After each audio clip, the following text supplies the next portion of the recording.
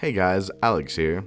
Now, if you're on this site, I'm sure that you've run into stuff about COPPA already. I personally have been seeing videos by every single one of my favorite content creators with their 2 cents on the topic. Now, I haven't actually watched any of these videos, but it seems to be a point of controversy, so as a YouTube content creator myself, I have felt inclined to tell you guys how I felt about COPPA. Now, for those of you who don't know, COPPA, or Capocolo, or as it's most commonly known, Capicola, is an Italian dry-cured salami. Now, the meat is taken from the head and the neck of the pig, capo being the head, colo being the neck, and curing is a method of food preservation where salt is added, and in the case of COPPA, the meat is hung to dry.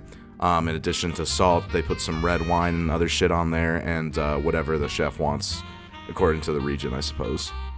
Here in the US, you'll find this gourmet cut of meat served pre-sliced at most grocery stores. Now, what I recommend is picking some of these up with some imported cheeses and making yourself your own little charcuterie plate to snack on at home, preferably while you're watching your favorite content creators. You do her up the front side, I'll do her up the back. And sandwich places like Jimmy John's, Subway, Jersey Mike's, they also have COPPA in their Italian sandwiches. So what's the big deal? Clearly this is something people like, right? Again, I'm a stranger to the controversy, but I'm a pretty smart guy. I figured out what was most likely the problem. But remember, this is just a theory. American John H. Schnatter, pizza aficionado and leader of a pizza-related right-wing rebellion, has finally broken his silence following his banishment from society after, according to him, appropriately using a racial slur within a professional environment. In a recent video, John is seen lampooning his replacement, Rob Lynch, for his lack of reverence towards the original ideologies that Papa John's once held. Papa John himself is on record sharing his spiritual journey of redemption, wherein he ate 40 pizzas in the span of 1 month. However, the important takeaway is not, "Holy shit, that's a lot of pizza, you sweaty bastard," but Schnatter's words of warning. Stay tuned. The day of reckoning will come. The record will be straight. Now, what did he mean by this? Schnatter, the bridge between the ancient and sacred traditions of our Italian ancestors, has every right to be disgusted with a naive and inexperienced man running a company that the American people hold so close to their hearts. The vaults holding the secret recipes Schnatter had kept closed for decades had swung open to those unworthy, and Schnatter could do nothing but stand by and watch, and neither could we. As we see our pizzas and pastas corrupted, we cling to the only traditional Italian foods we have left.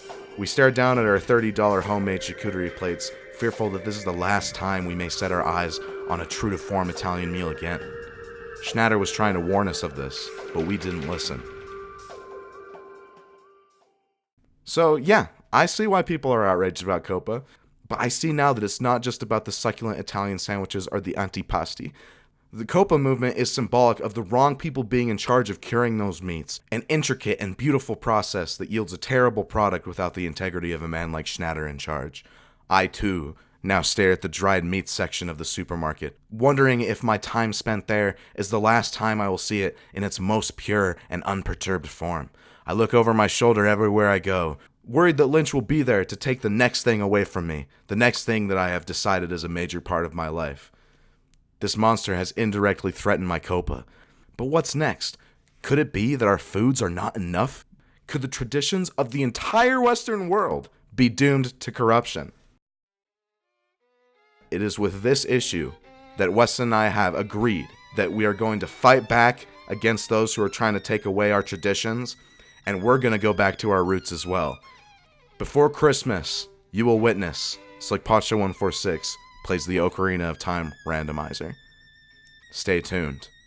The day of reckoning will come.